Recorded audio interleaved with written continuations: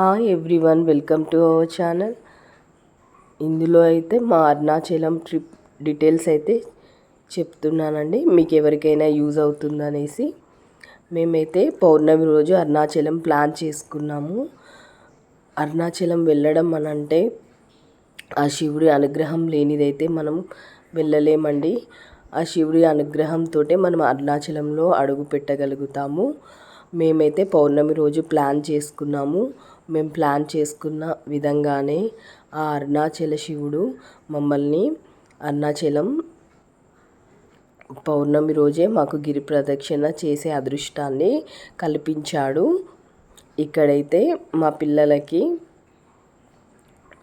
Morning మేము ట్రైన్లోనే మా బ్రేక్ఫాస్ట్ని complete చేసుకున్నాము.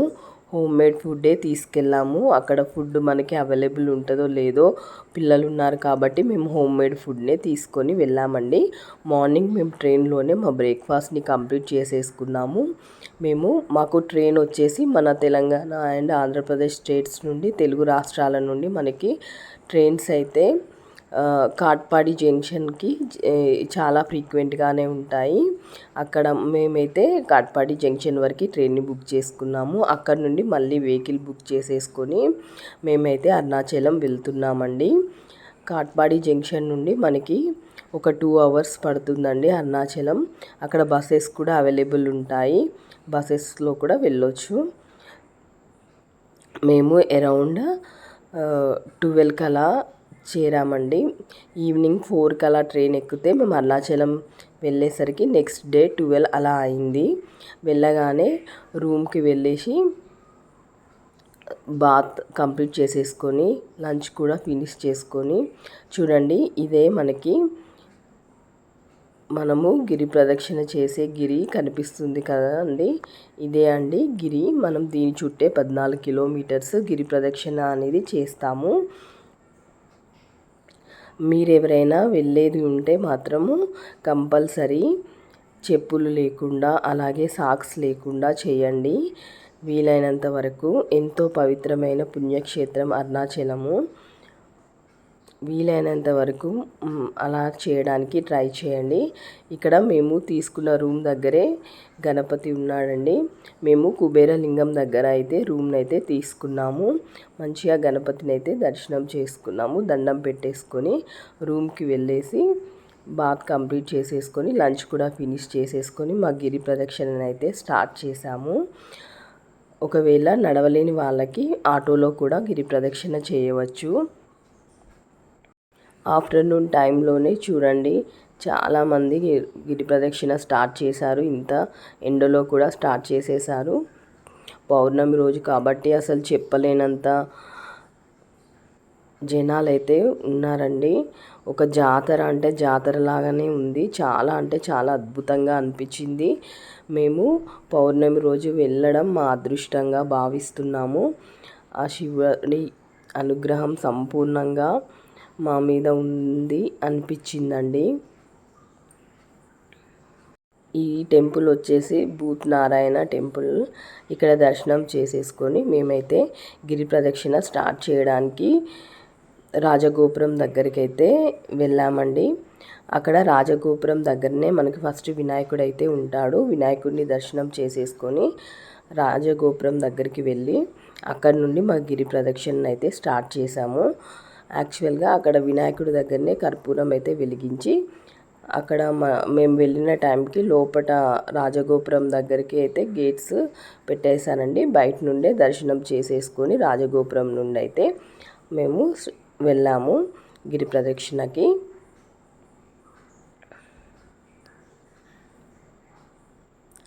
నాకు వీలైనంత వరకు అయితే షూట్ చేయగలిగినంత అయితే వీడియోనైతే షూట్ చేశానండి. పౌర్ణమి రోజు మనకి ఏంటంటే పౌర్ణమి రోజు మనకి 24 hours టెంపుల్స్ అన్నీ తీసే ఉంటాయండి. మొత్తం 9 లింగాలు ఉంటాయి. మనం వెళ్తున్న దారిలో 24 hours ఓపెన్ చేసే ఉంటాయండి. పౌర్ణమి రోజు మనకి వచ్చేసి ఫస్ట్ వచ్చేసి మనకి ఇంద్రలింగం అనేది వస్తుంది. ఇంద్రలింగం దర్శనం చేసుకున్నాక చూడండి ఇక్కడ మనం ఇక్కడ రాజగోపురం నుండి మనమైతే గిరి ప్రదక్షిణని అయితే స్టార్ట్ చేసామండి.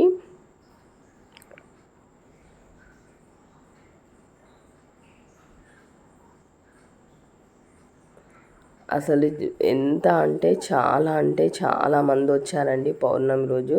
అసలు నేనైతే ఎక్స్పెక్ట్ చేయలేదండి పౌర్ణమి రోజు ఇంతలా ఇట్లా ఉంటుంది, రష్ ఉంటుందని అనుకున్నాను. కానీ అమ్మ అసలు చూస్తే అసలు కన్నుల విందుగా ఉందండి. ఒక పెద్ద జాతర లాగానే ఉంది. అందరూ అసలు ఎంత ఏజ్డ్ వాళ్ళు కూడా అసలు నడిచేస్తున్నారు. ఆ దేవుణ్ణి నమ్ముకొని మనం గిరి ప్రదక్షిణ స్టార్ట్ చేసినట్లయితే ఆ దేవుడే మనల్ని నడిపిస్తాడండి. ఎలాంటి సంకోచాలు భయాలు లేకుండా ఆ శివుడి మీద భారం వేసి మనమైతే గిరి ప్రదక్షిణ స్టార్ట్ చేసినట్టయితే ఆ శివుడే మనల్ని నడిపిస్తాడు. చూడండి, అన్ని లింగాలు లెఫ్ట్ సైడ్ ఉంటే ఒక అగ్నిలింగం మాత్రం మనకి రైట్ సైడ్ వస్తుంది. అగ్నిలింగం కూడా దర్శనం చేసుకున్నామండి. అగ్నిలింగం దర్శనం చేసుకున్న తర్వాత ఇక్కడ మేమైతే కాఫీ బ్రేక్ కోసం అయితే ఆగాము. మా అక్క వాళ్ళ బాబు హాయ్ చెప్తున్నారు. మేమైతే ఇక్కడ కాఫీ బ్రేక్ తీసుకున్నాము. ఫస్ట్ అయితే ఇంద్రలింగం వస్తుంది, నెక్స్ట్ అగ్నిలింగము, తర్వాత వచ్చేసి మనకి యమలింగం ఉంటుందండి. యమలింగం తర్వాత నైరుతి లింగం తర్వాత వాయులింగం తర్వాత సూర్యలింగం తర్వాత చంద్రలింగం వస్తుంది. చంద్రలింగం తర్వాత మనకి కుబేరలింగం వచ్చేసిన తర్వాత ఈశాన్యలింగం. మొత్తం 9 లింగాలు అయితే ఉంటాయండి. చూడండి, ఇక్కడ వచ్చేసి మనము యమలింగం కూడా మేము దర్శనం చేసేసుకొని బయటికి వచ్చేసాము. ఇక్కడ నెక్స్ట్ నైరుతి లింగము కూడా చూడండి, పౌర్ణమి రోజు స్టార్ట్ చేసాము. చంద్రుడు చూడు పైన చక్కగా కనిపిస్తున్నాడు మనకి. ఒక్కసారి చూడండి జనాలను ఎంత మంది ఉన్నారో అసలు. చూడండి, ఇక్కడ సూర్యలింగం కూడా దర్శనం చేసేసుకొని అయితే బయటికి వచ్చేస్తున్నాము.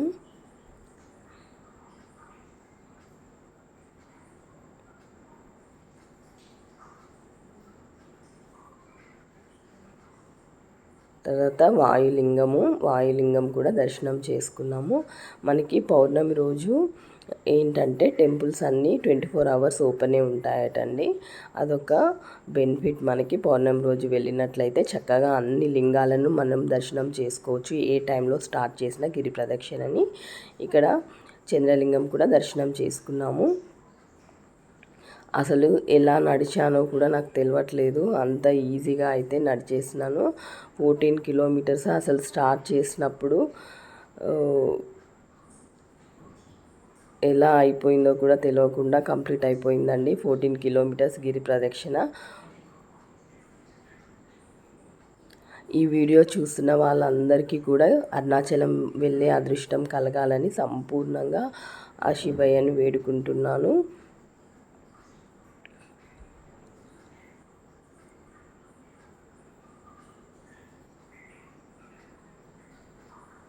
మీలో చూడండి, ఇలా అయితే 9 లింగాలను మేము దర్శనం చేసుకున్నాం. అలాగే మోక్ష మార్గం నుండి కూడా వెళ్ళామండి. వెళ్ళేసి మళ్ళీ తిరిగి రాజగోపురం వద్దకు అయితే వచ్చాము. ఇక్కడ మండపం దగ్గర అయితే ఇక్కడ స్వామి అమ్మవార్ల విగ్రహాలు అయితే కొద్దిగా కనపడినంత వరకు కవర్ చేశానండి. ఇదేనండి మా గిరి ప్రదక్షిణ కంప్లీట్ డీటెయిల్స్. మీలో ఎవరైనా వెళ్ళారా అరుణాచలం? వెళ్ళినట్లయితే నా కామెంట్ సెక్షన్లో కామెంట్ చేయండి. అలాగే నా వీడియో నచ్చినట్లయితే లైక్ చేయండి, షేర్ చేయండి, సబ్స్క్రైబ్ చేయండి. ఇది part 1 అరుణాచలం గిరి ప్రదక్షిణ. ఇంకా part 2 దర్శనం చేసుకున్నది కూడా పెడతా.